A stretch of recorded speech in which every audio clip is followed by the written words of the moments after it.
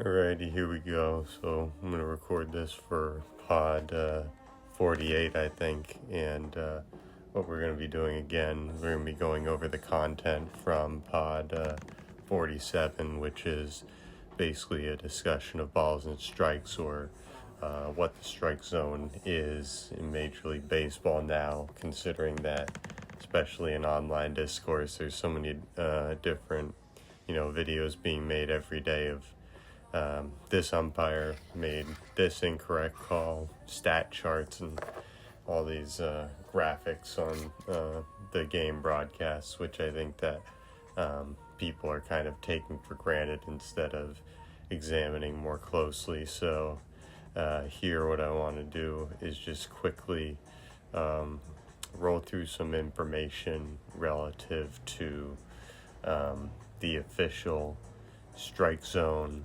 rules as far as Major League Baseball is concerned, go through a little history of it, and then go through some more examples of people making what I think are a lot of times just inaccurate statements about this pitch wasn't a strike, this is a horrible call, etc., etc., etc. And it's not that every one of those is incorrect, but on a lot of those you go back and you carefully go through with a camera, and you zoom in and you watch the slow-mo and you do all that stuff, and you can perfectly well see why a lot of these pitches are called the way they are. But so we use two primary sources of information here.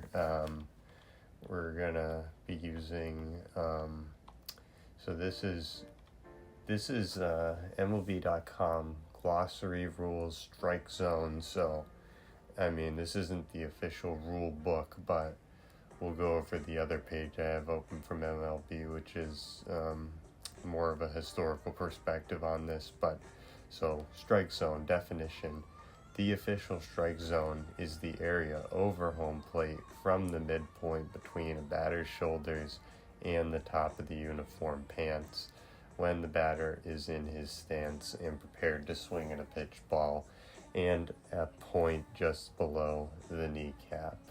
In order to get a strike call, part of the ball must cross over part of home plate while in the aforementioned area. So let's go over that definition again so we can break down the levels to it. So official strike zone, so obviously, right, these umpires, they are the official people calling balls and strikes, and they're supposed to follow this definition, but they all have a slightly different interpretation of this area. But so the strike zone is an area, it's over home plate from the midpoint between a batter's shoulders and the top of the uniform pants. So basically where the ball is as it crosses over home plate when the batter is in their stance, meaning Aaron Judge will be stood up much taller, and then when they get into striking position, they're gonna be slightly more hunched in their power position. Therefore the zone contracts a little bit just based on the fact that they're now in their stance, which is part of the funny thing about the way they show the strike zone in the broadcast. But anyway, and prepared to swing at a pitch ball, and a point just below the kneecap. And so they're defining the strike zone, between shoulders, the just below the kneecap. So again, the just below the kneecap is going to be important because there's so many videos of Aaron Judge taking a low pitch that's called a strike, and it's because when batter is in stance, prepared to swing a pitch ball, point just below the kneecap. And then again, in order to get a strike call, part of the ball must cross over part of home plate while in the aforementioned area. So we could break that down more of midpoint between batter's shoulders and top of the uniform pants. When the batter is in his stance and prepared to swing at a pitch ball, point just below kneecap, but I'm not going to waste too much time on that. But then the next part, strikes and balls, called the home plate umpire after every pitch is past the batter, unless the batter makes contact with the baseball, in which case the pitch is automatically a strike. And then the vertical specifications of the strike zone have been altered several times during the history of baseball, with the current version being implemented in 1996. So past strike zones from 88 to 95, strike zone went from midpoint between the shoulders and top of the uniform pants to the top of the knees. So prior to 1996, and between 88 and 95, they're saying that the strike zone was the top of the knees, so that goes to the Aaron Judge point. From 1969 to 87, strike zone was from batter's armpits to the top of the knees. This strike zone was implemented along with the lowering of the mound from 15 inches to 10 inches in response to the 1968 season, now known as the year of the pitcher, in which dominance of hurlers reached new heights. So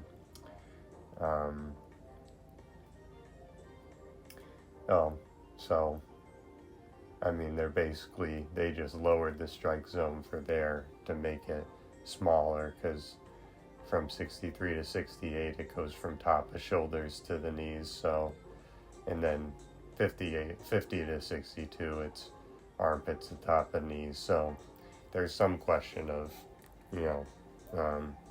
somewhere around the top of the arms to somewhere around your knees is the strike zone. And then I think I can go to the other page now. So this page is information on the strike zone historically. So historically, as far as 1876 is concerned, and I guess we have to define some terms here. So there's a high, low, and fair pitch. There's a high pitch, which is pitch over the plate between the waist and shoulders. Low pitch between the waist and 1 foot off the ground at least. And fair pitches over the plate between shoulders and at least 1 foot off the ground. So essentially, the high pitch is obviously high, low pitch is low, fair pitch is basically either or. And then the rule from 1876 says the batsman, on taking his position, must call for a high, low, or fair pitch, and the umpire shall notify the pitcher to deliver the ball as required. Such a call cannot be changed after the first pitch is delivered. So the batter, known as the batsman in this rule, they take their position, so they go up to the plate, and they have to call for high, low, or fair pitches. Pretty sure this was for the entire at-bat, but I think the rules as they specify will map out this history. So in either event, the batter is hitting, they have to call for the high, low, or fair pitch. I guess if you're a fair pitch guy, you're a bit of an adventurer. And then so the umpire notifies the pitcher to deliver the ball as required. So this is when the pitchers are literally delivering the pitch as requested by the batter. But there's obviously gamesmanship within that. But obviously the game is better now than it was then. Blah blah blah. So then, 1887, the batter can no longer call for a high or low pitch. A strike is defined as a pitch that, quote, passes over home plate, not lower than the batsman's knees, nor higher than his shoulders. So again, we've got here passing over home plate, the batter's knee, their shoulders. These are sort of the borders for this discussion. We need to have this discussion within a certain framework, and it's obviously talking about strike zone as an area over the plate, not lower than the knee, not higher than the shoulders.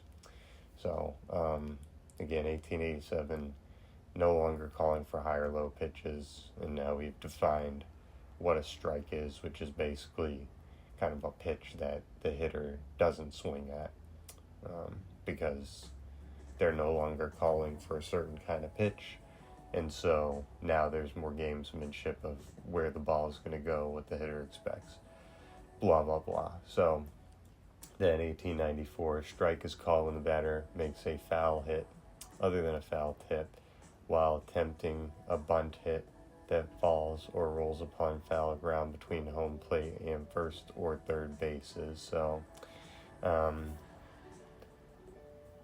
that's a bunting rule. That, I don't know how that has too much to do with the strike zone. That has more to do with what a strike is. So it's just saying that a foul bunt is a strike, which is interesting. That wasn't the case before, but anyway.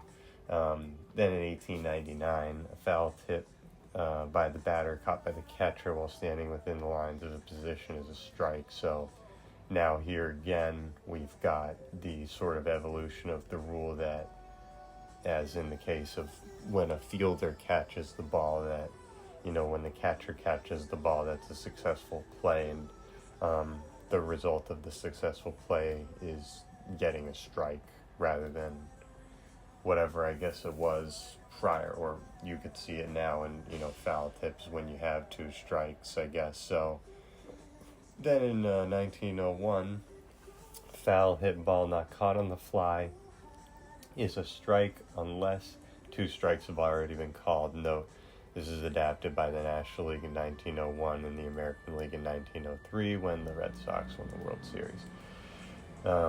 So foul ball not caught on the fly is a strike unless two strikes have been called. Again, kind of the point I made earlier.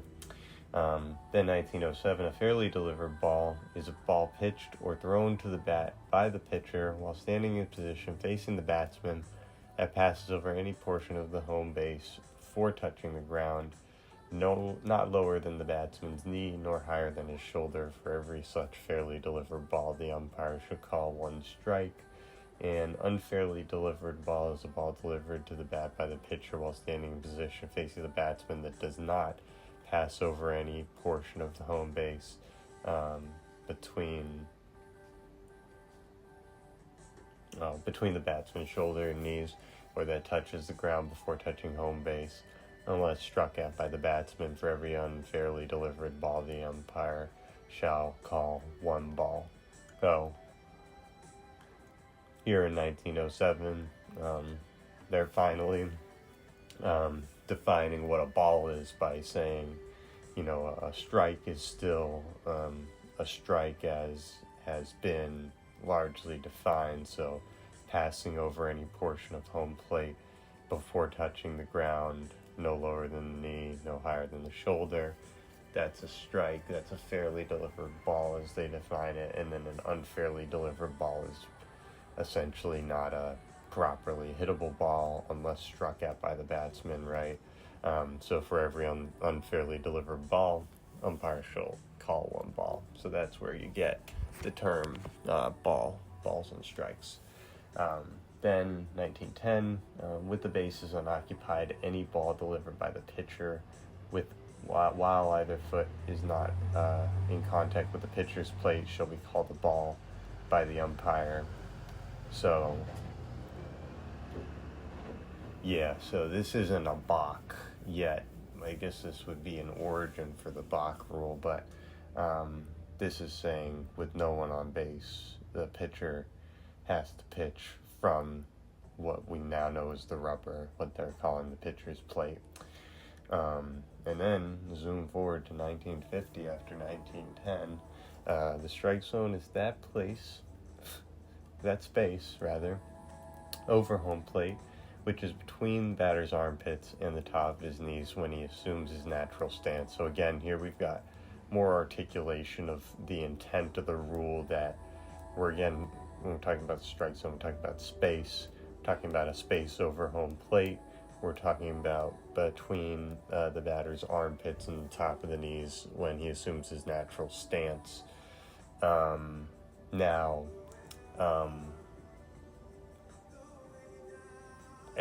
the one thing that's not completely clear based on the current articulation of the rules that's interesting is basically,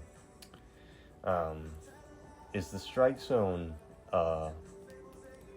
it would be a vertical plane denoting the space, and would you say, that vertical plane is in the middle of home plate? Is it at the front of home plate? Is it the back of home plate? I think that's what's slightly unclear here, and I think it's also part of what the official rule is getting at with the midpoint of the batter's shoulders sort of gimmick and top of the uniform pants while in the stance and prepared to swing at the ball, but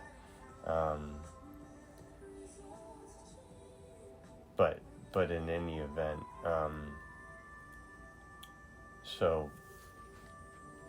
when in 1950 they expanded the strike zone, so obviously get rolled back after 1968, but it seems like they just kind of expanded the strike zone, and I honestly like that because then the hitters have to be more aggressive, but it also makes it a lot easier for the pitchers. Like, imagine if they could pitch between the batter's armpits and the top of the knees, not just the way that it's called in a lot of games where, it's not even the shoulders, it's really kind of just above the belt line is the top of the strike zone. That's part of what I have a problem with when I see the sort of zones that are noted on television and stuff. But in 1950 we see that the rule states strike zone space over home plate, so we could even view it more holistically and say it's not a plane of space, it's the whole of the space, it's the whole 17 inches and everything that can kind of be understood within that. Basically, your main point is the hitter has to stand near the plate. The plate is sort of the benchmark and the focal point that's focusing everybody's attention, and so it's basically fair game for the hitter to have to defend the entirety of home plate, not just a plane somewhere on the plate. So, but I think that's a nuance that again is not exactly clear based on the rules. But then in 1957, strike is a legal pitch when called so by the umpire, which is A, struck at by the batter and is missed, B, enters the strike zone in flight and is not struck at, C, is fouled by the batter when he has less than 2 strikes, D, is bunted foul, E, touches the batter as he strikes at it, F, touches the batter in flight in the strike zone, or G, becomes a foul tip. Note, F was added to the former rule and definition. So what they're getting at here in this articulation of the rule is, so again, strike's a legal pitch, and then days 1, 2, 3, 4, 5, 6, 7, 7 different circumstances where it could be a strike. It's either you swing and miss, you look at it, it's a strike, called strike, foul ball with less than 2 strikes, bunted foul, touching batter as he strikes at it, which is, I guess F is sort of a version of that where it touches you in flight and strike, so somebody's crowding the zone essentially or something like that. And then a foul tip, which I guess is them. I don't know even why they're bothering to point out the foul tip part, but anyway, then 1963, the strike zone is that place over home plate which is between top of the batter's shoulders and his knee when he assumes his natural stance. Umpire shall determine the strike zone according to the batter's usual stance when he swings at a pitch. So again, here, you're gonna see that until So this will go on until the 1969 rule, but in these rules, they're making clear that the umpire determines the strike zone essentially by looking at it and making a determination. So that's important because that language will be, I believe, well, no, it hasn't been removed because strikes and balls are called by the umpire, but essentially in 63 and 69, there's more explicit language basically giving the umpire a subjective role, even though we're talking about, an objective sort of space over home plate between top of the shoulders and his knees. Then,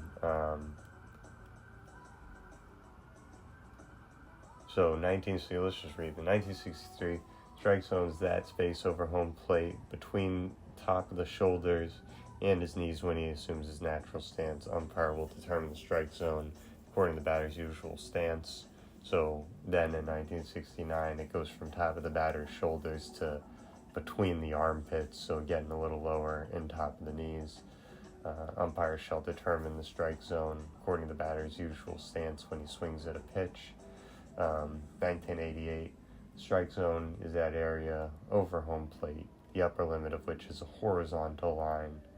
So this is good because this is getting more precise language, even though they strip out the language about the umpire's interpretation. But so area over home plate, upper limit of which is a horizontal line at the midpoint between the top of the shoulders and the top of the uniform pin. Okay, finally understand that wording.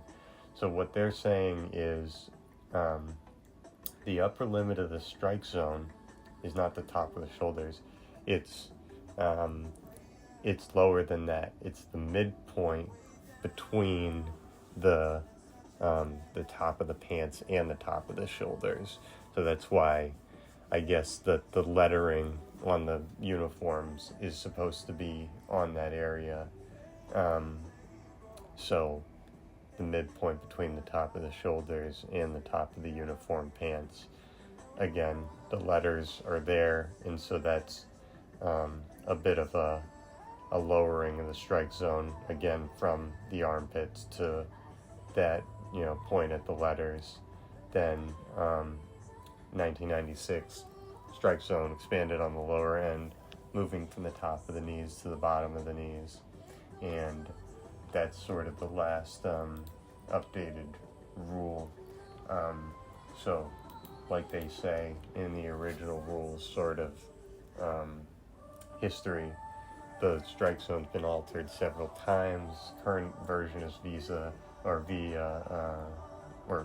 circa 1996. Getting my Latin terms mixed up for somebody who doesn't speak Latin, but anyway, so to go over the strike zone, current strike zone definition, we're doing a lot of prep work. I know it's been 24 minutes of me defining what the strike zone is, but this is how philosophy does things. So the official strike zone, the area over home plate from the midpoint between the batter's shoulders and top of the uniform pants when the batter is in his stance and prepared to swing at a pitch ball, and a point just below the kneecap. Okay? In order to get a strike call, part of the ball must cross over part of the plate while in the aforementioned area. Strikes and balls are called by the home plate umpire after every pitch has passed the batter. So, here, when we're looking at the rule, again, part of the ball, part of home plate. So,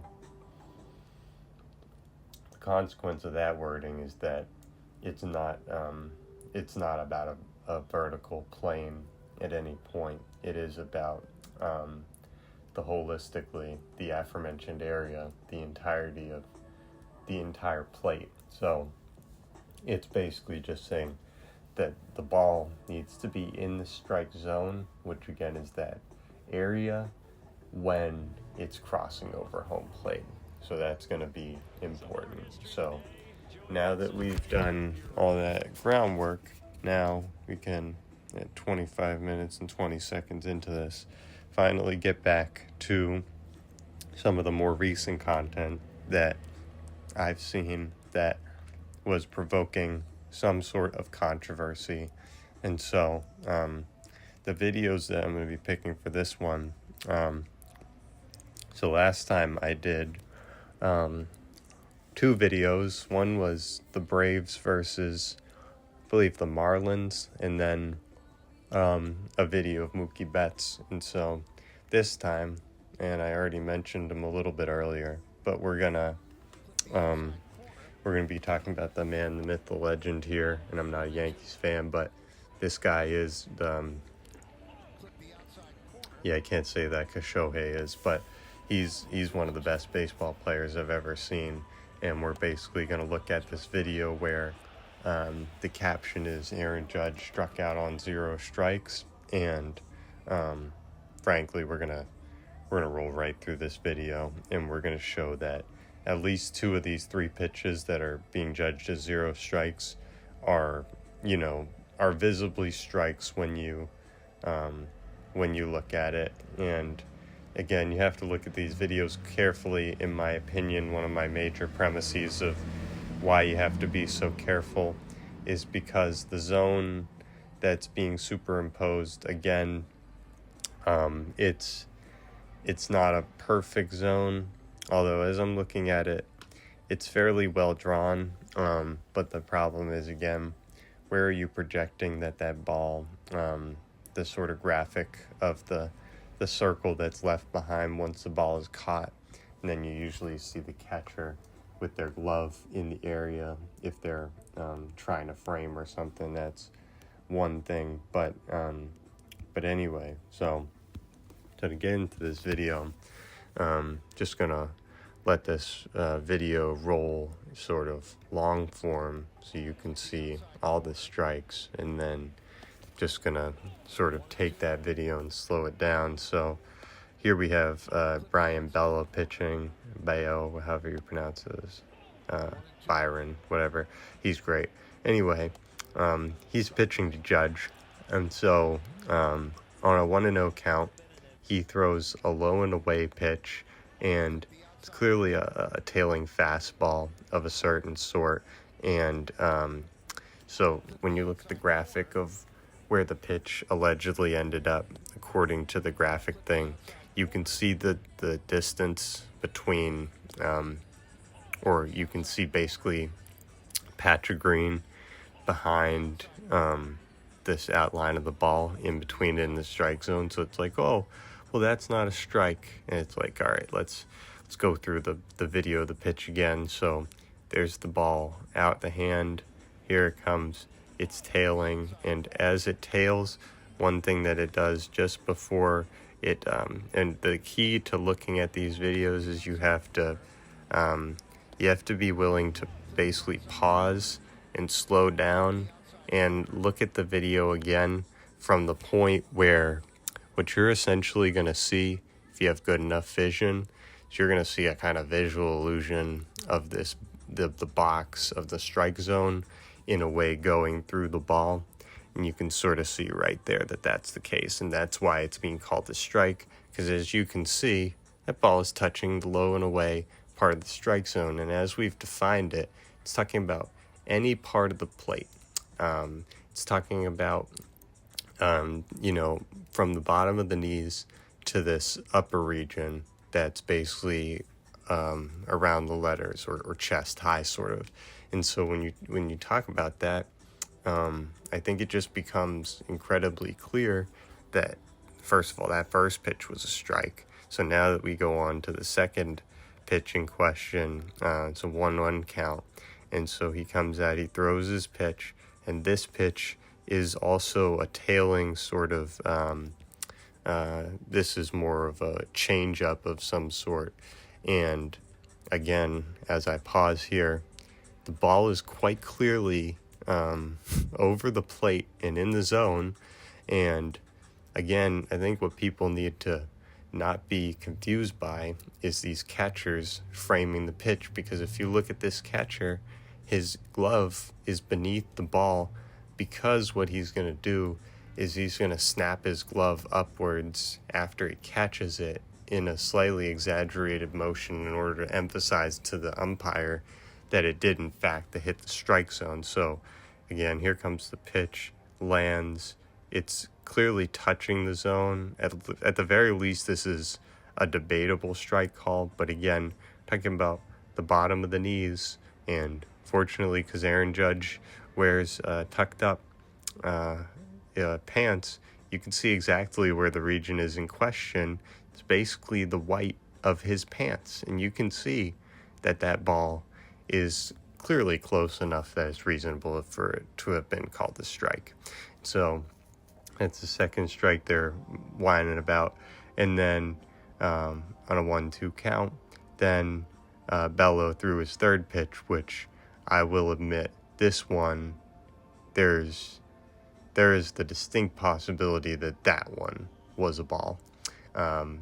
Because, again, he throws, I think, an inside sort of, it's either a two-seamer or some sort of splitter or change-up, because it's darting low and in. But if you look at it on the trajectory of where it sort of crosses, I think what you would say is that's possibly where it got called a strike, right there, when it hits the low and inside corner. And then again, I've now realized this is certainly not a mistake. These catchers are doing this on purpose, of putting the glove on the ground, and I frankly think it's more for show and tell than it is for substance. Essentially, it's not about catching the ball properly, it's about presentation for the umpire, because again, that's what the catcher is looking for. He's looking to get his glove up there and supposedly the middle part of the inside of the zone, which we know that's not where it frickin' landed. If anything, it landed, low and in on the zone, but more likely that one was off the plate. So again, you've got this headline of Aaron Judge struck out on 0 strikes, and I think when you take a closer look and you slow down the video and you look at all the pitches specifically, you would say, first of all, that the first and second pitches are strikes, straight up.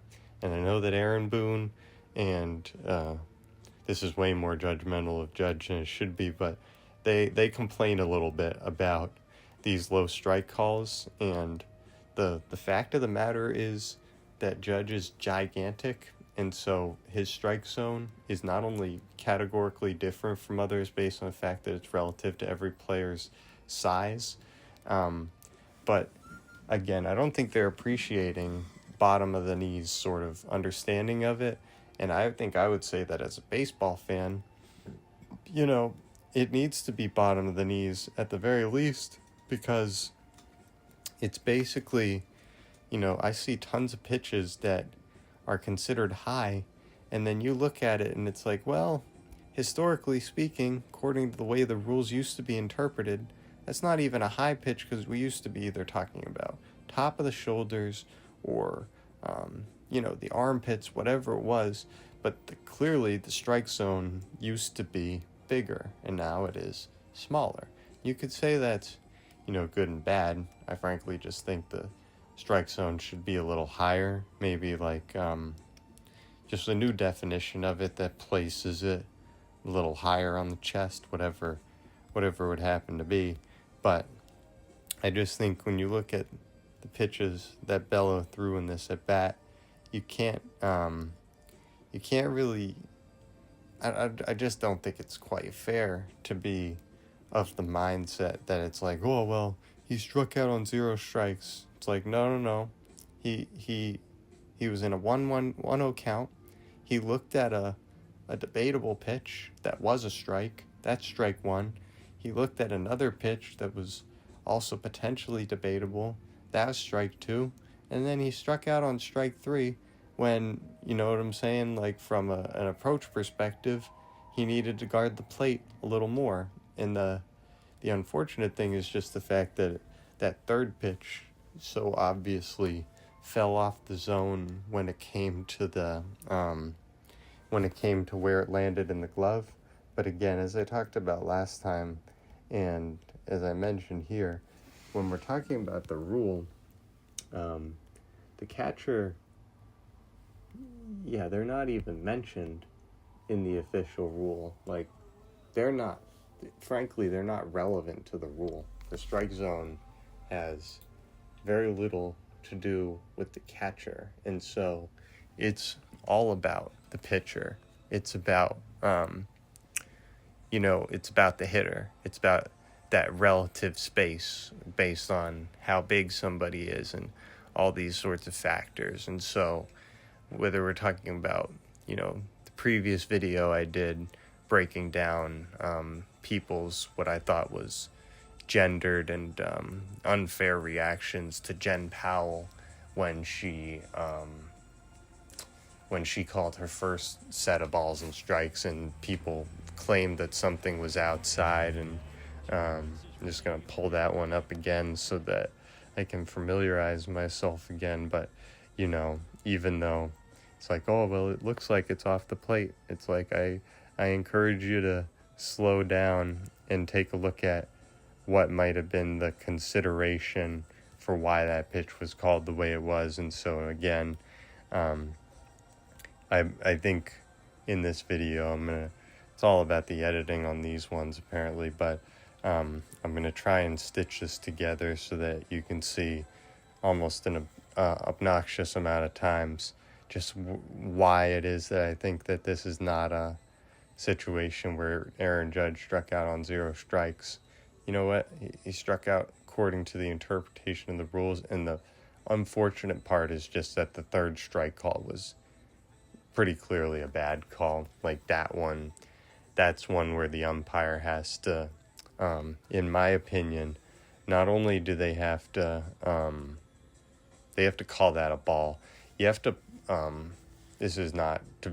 you have to punish the catcher a little bit for having the glove all over the place, and then basically, he goes from glove on ground to, maybe we'll bounce this one to low and in, and then brings it back to the inside of the middle of the zone. And it is just, I think that people are being misled by these catchers just because of how good they are at doing this. And I think the more interesting thing, though, is just the fact that when you look at something like this, it's clearly a circumstance where, no offense, but people who don't have great eyesight are going to be easy marks for this sort of thing.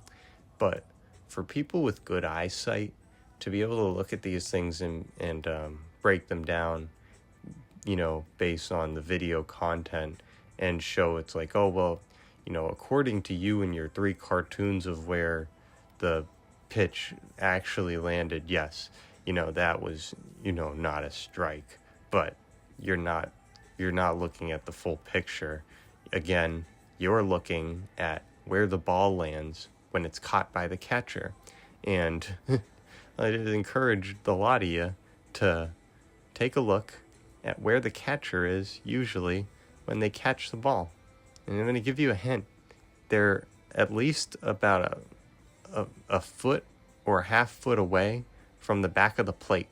And yes, their glove is extended a little bit forward in front of them, but that means that there is space between the back of the plate and where they catch the ball. And as I pointed out, we went over this thing with the definition of the strike zone. Strike zone, once again, has nothing to do, I want to re-emphasize this again and again and again, does not have to do with where the catcher catches the ball. That is the de facto factor that the umpires have to look at from an empirical perspective, because it's so vast that they have to judge on, among other things, on the catcher and their reaction to the thrown ball. But in a circumstance like this, I think, right, that 3rd strike call, that was a bad call. That's a 2-2 count. That's not a strikeout. He should have had one more pitch to see.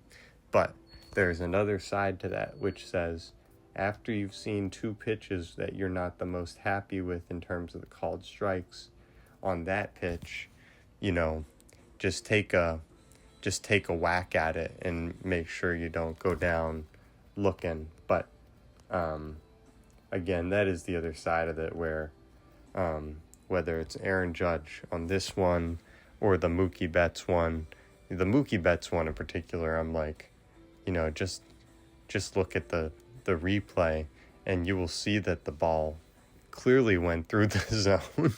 And people were calling that call atrocious. And it's like, I just think that these people are the sort of people who make a judgment without looking. And fortunately, we can just evaluate the evidence based on, especially if you have the eyesight to be able to do it, to be able to break down these videos piece by piece and say, hey, I know everybody's getting the consensus and they're getting all worked up that they think that this umpire had a 92% correct call rate in this game, and et cetera, et cetera, et cetera. And I think the bottom line is we're not necessarily looking at the right things. We're looking at these cartoons that are meant to be helpful, and at the end of the day end up being slightly misleading. And I think that just a better discussion of these things needs to occur. And so I think part of that is, number one, understanding the rules seriously, read the rules and be familiar with what a strike actually is before you go around complaining about it. But then the other thing is, once you understand the rules, you understand the complexity of it, you understand it's not a particularly simple matter. And I don't think it's something where, everybody's just got this idea that the robots are going to come through and do everything for us. And it's like, yeah, do the robots know whether it's a vertical plane or whether it's consideration of the whole plate? Do the robots, they have to be programmed to have that determination? How does that occur? Well, clearly, because somebody created a rule, and that is the orienting principle on which the programming was done. And so I think I'm running a little long here, and I'm going to have to edit this thing, so this is going to take a little bit of time to produce.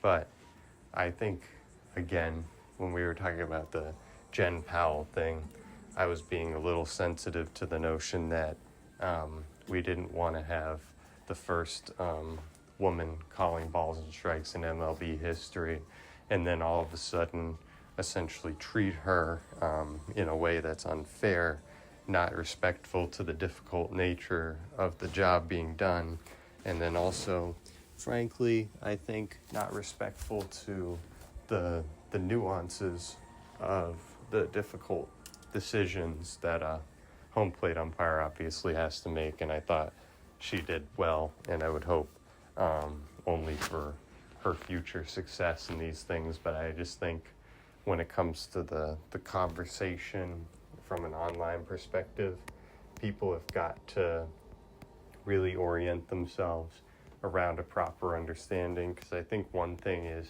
you don't want to be you and your buddies out in the bar arguing about something, and it turns out the whole lot of you are just completely wrong in your opinions because you don't even properly understand the rule that's at play, sort of thing.